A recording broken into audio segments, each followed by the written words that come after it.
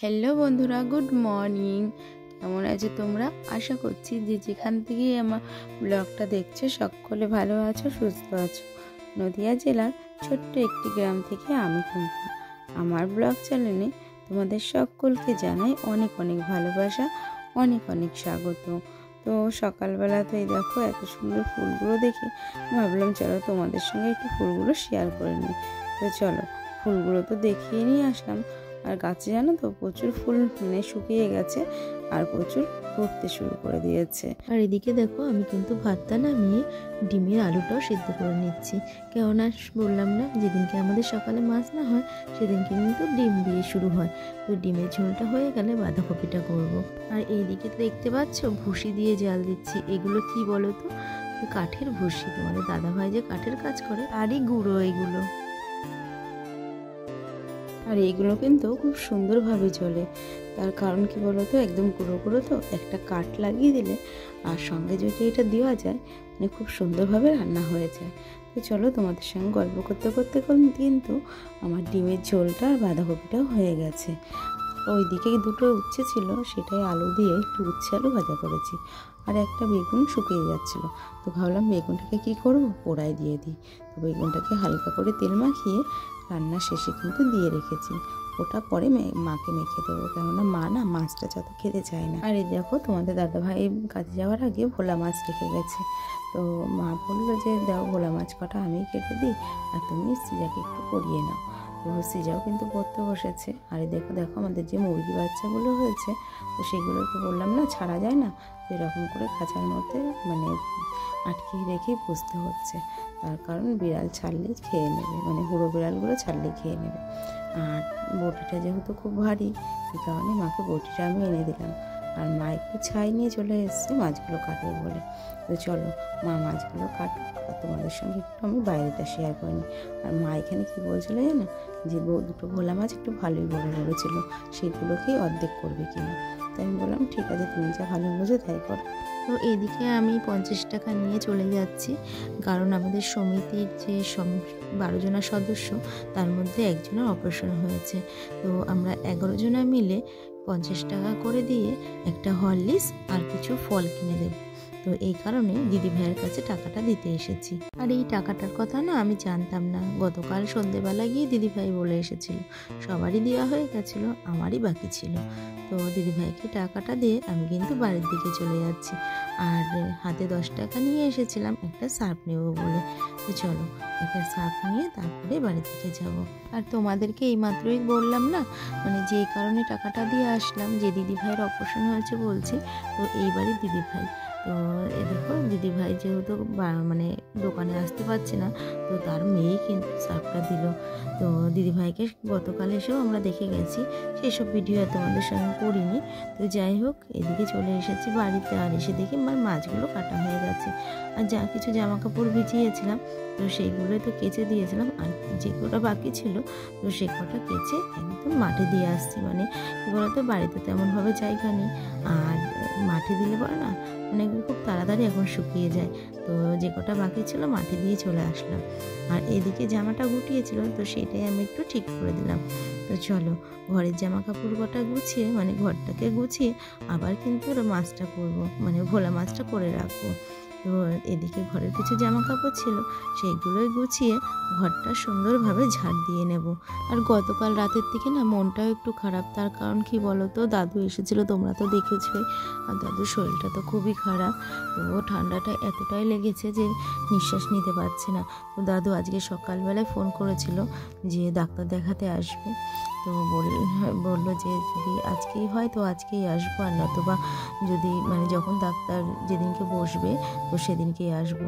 তোমাদের দাদাভাই আজকে ফোন করেছিল, আজকে তো ডাক্তার বসবে না। তো দাদুরও শরীরটা খারাপ, খুবই খারাপ লাগছে সকালবেলায় ফোনটা পাওয়াতে। তো মাকে তো ফোন করে জানালাম, মা তো যাওয়ার কথা বলছিল। তো দাদু বললো আজকের দিনটা দেখে নি, তারপরে তোকে ফোন করে জানাবো। তো ঠাকুর ঠাকুর করে দাদুর জন্য শরীরটা ভালো হয়ে যায়। কেননা একা ঘরে থাকে তো আরও বেশি মনটা খারাপ করে দাদুর জন্য। তো সবার সঙ্গে থাকলে একরকম, আর একা একা থাকে বুঝতেই পারছো, বয়স হয়ে গেছে। তো যাই হোক, উপায় নেই, উপায় থাকলে তো মানে একসঙ্গে থাকতো। আর খুব শীঘ্রই দাদু এখানে চলে আসবে মার কাছে, তো আসলে পরেই ভালো। কেননা একা একা থাকা সম্ভব না একটা অত বড় বাড়ির ভিতরে। তো যাই হোক, সব খারাপ ভালো নিয়ে তো চলতে হবে। আর খারাপ বলেই মানে সকাল থেকে যে বসে থাকবো সেটাও উপায় নেই, মনটা তো খারাপ করছেই, তার সঙ্গে কিন্তু কাজগুলো সমস্ত সেরে নিচ্ছি। তো চিন্তা তো মনের মধ্যে আসবেই, তাই না? আর এদিকে দেখো, এই ঘরের যে জানালাটা ওপাশে এখনও লাগানো হয়নি, এই কারণে বাঁশের উপরে যে বাঁশ গাছ আছে, তো বাঁশের পাতা পড়ে ভরে থাকে। তো প্রত্যেক দিন সুন্দরভাবে ঝাড় না দিলে মানে পাতা একদম ভর্তি হয়ে থাকে। তো সেই ঘরটাও একদম সুন্দরভাবে ঝাড় দিয়ে নিলাম। আর এই ঘরটা মানে এই বারান্দাটা তো একটু পরিষ্কারই থাকে সবসময়, তার কারণ এখানেই খাওয়া দাওয়া হয়।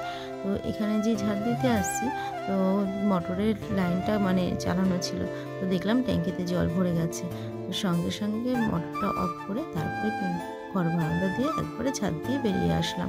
আমাদের এই জায়গাটা যে পাকা করেছে না, একটু সুবিধাই হয়েছে। তার কারণ কি বলতো, আমাদের দাদাভাই যে গাড়িটা ঘোরাতে যেত তখনই মাটি আটিয়ে উঠে যেত। আর বর্ষাকালে তো খুবই অসুবিধা হতো, মানে যখনই গাড়ি বের করতো আর গাড়ি তুলতো, পুরো ঘর আমার মোছা ঘর কাদা হয়ে যেত, ফের আমাকে মুছতে হতো। যাই হোক, এদিকে পাপোশটা আর বস্তাটা ভালো করে ঝেড়ে তারপরে কিন্তু দৌড়ের সামনে পেতে দিয়েছি। আর এই দেখো, পুরো ঘরটাই ঝাড় দেওয়া আমার কিন্তু কমপ্লিট হয়ে গেছে আর গুছানো হয়ে গেছে।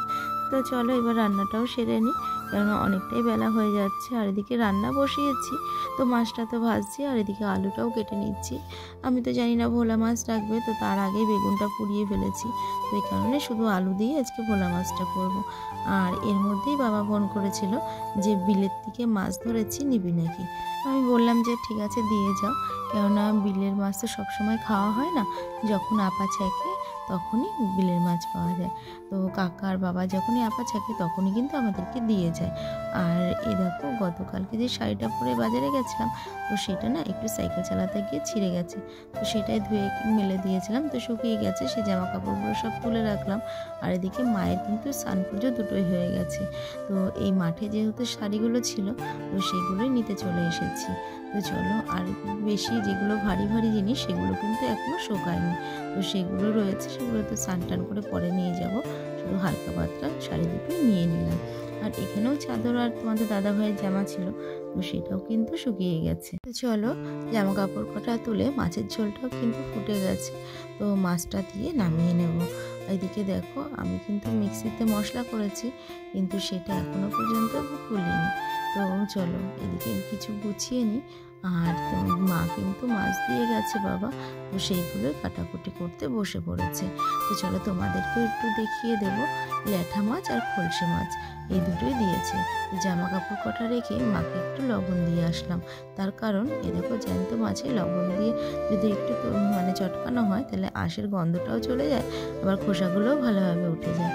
তো দেখো, খলসে মাছ আর ল্যাঠা মাছ। আর আমি আর মা যেহেতু ল্যাঠা মাছ খাই না, খলসে মাছটা ওটা চচ্চড়ি করবো আজকে। আর এগুলো কিছু করব না, এখন উনুনটা নিকাবো, নিকিয়ে যেটুকু কাজকর্ম আছে সেরে একবারে স্নান করে নেব।